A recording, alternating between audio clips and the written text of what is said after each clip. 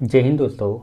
स्वागत है इस एनसीईआरटी सीरीज रिवीजन क्लासेज में। आज के इस वीडियो में हम लोग देखेंगे चैप्टर 3 और चैप्टर 3 का नाम है पृथ्वी की गति।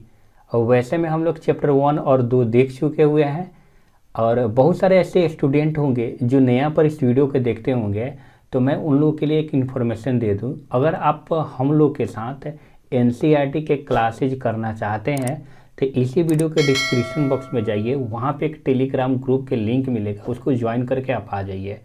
हम लोग डेली लाइव दिन और रात में क्लास करते हैं और कराते हैं। वहाँ पे आप ज्वाइन होकर हम लोग के साथ क्लास कर सकते हैं। स्पेशल एनसीईआरटी के क्लास चलता है। क्लास करने के बाद ये वीडियो उन लोग के लिए बनाया जाता है कि कहीं पे कोई ऐसा शब्द हो समझ में नहीं आया हो या फिर गलती से क्लास छोड़ दिए होंगे, उनके रिवीजन के लिए बनाई जा रही है। तो इस पर आप भी ध्यान दीजिएगा और आइए ज्वाइन कीजिए और हम लोग के साथ बैठ के पढ़िए। चलिए दोस्तों वीडियो को स्टार्ट करते हैं। और सबसे पहले ही पॉइंट देख सकते हैं, दे दिया गया है क्या चीज़, पृथ्वी की गति कितने प्रकार की होती है, ये आपसे पूछा जा रहा है। तो पृथ्वी की गति जो होता है दो टाइप की होती है। कौन कौन से? तो एक घूर्णन होता है, एक परिक्रमण होता है। नेक्स्ट पॉइंट यहाँ से देखिए कि पृथ्वी अपने अक्ष पर घूमती है, उसे क्या कहते हैं? तो दोस्तों उसको घूर्णन बोलते हैं, अपने अक्ष पर। आज जब सूर्य के चारों ओर एक निश्चित कक्ष में चक्कर लगाता है, उसको क्या बोलते हैं? तब परिक्रमण बोलते हैं। ठीक है, जैसे ये पृथ्वी है तो अपने अक्ष पर घूमेगा तो इसको घूर्णन बोलते हैं।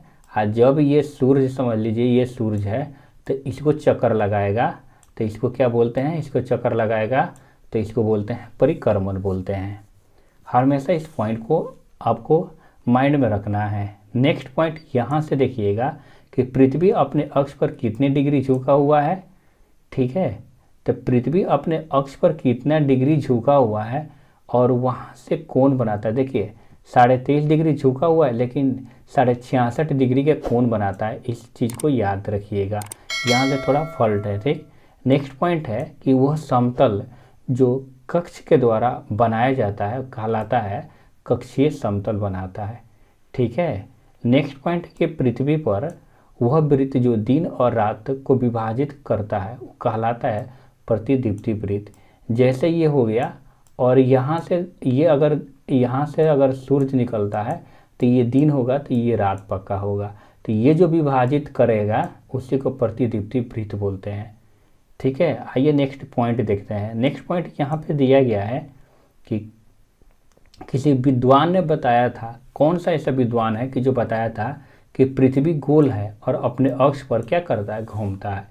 तो ये एक खगोल शास्त्री आर्यभट्ट थे, वहीं बताए हुए थे। ठीक, नेक्स्ट पॉइंट यहाँ से देखिएगा कि पृथ्वी को सूर्य के चारों ओर एक परिक्रमण करने में कितना समय लगता है? तो 365 दिन 6 घंटा आप बता सकते हैं।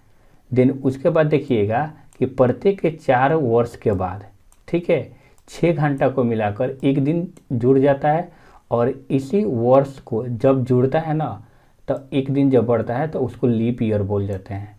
यानी कि आप बता सकते हैं कि जैसे ही 365 दिन होता है तो आपको आगे चल के ऐसे 6 घंटा, 6 चौका 24 आप कीजिएगा, तो यानी कि 4 वर्ष में 1 घंटा मतलब एक दिन बढ़ जाता है। तो जिस 65 होता है ना 365, तो इसमें एक दिन बढ़ जाएगा। जब 66 हो जाएगा तो उसी को लीप ईयर बोलते हैं। आज जिस दिन बढ़ेगा ना जिस ईयर में, तो उस दिन देखिएगा ना फरवरी में 29 दिन का हो जाता है। तो इस पॉइंट को याद रखिएगा। ठीक है, फरवरी कितने दिन के लीप ईयर में होता है? तो 29 दिन। तो ऐसे सिंपल में 28 दिन का होता है। देखिएगा कि किस दिनांक, ये आपसे क्वेश्चन अगर कोई पूछता है कि किस दिनांक को यानी कि तारीख को सबसे लंबा दिन और सबसे छोटा, तो लंबा दिन बोला जाएगा तो 31 जून बोलिएगा। ठीक है, ये सबसे पहले यहाँ पे पॉइंट लंबा दिन के लिए। और छोटा बोलेगा तो आप बता सकते हैं कि उसी समय 31 जून को जब लंबा दिन हो जाएगा तो रातें क्या होता है? छोटी होती है, याद रखिएगा। और इस अवस्था को क्या बोलते हैं? उत्तर अयनांत बोलते हैं। ठीक है, इस अवस्था को क्या बोलते हैं? उत्तर अयनांत।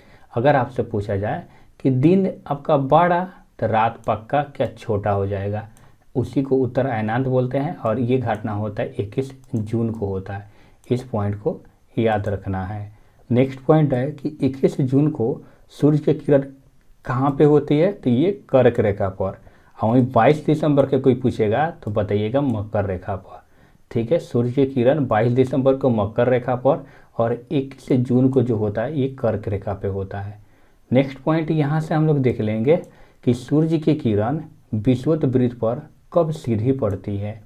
कोई आपसे पूछेगा कि सूर्य का जो किरण होता है विषुवत वृत्त पर सीधे कब, तो 21 मार्च और 23 सितंबर को याद रखिएगा। किस दिन दिन और रात बराबर होता है, तो इसी दिन होता है 21 मार्च और 23 सितंबर। जब सीधे पड़ेगा ना उसी दिन हो जाएगा। ठीक है, नेक्स्ट पॉइंट क्या दिया गया है कि 23 सितंबर को उत्तरी ध्रुव में कौन सा ऋतु आपसे पूछेगा, तो ये शरद ऋतु।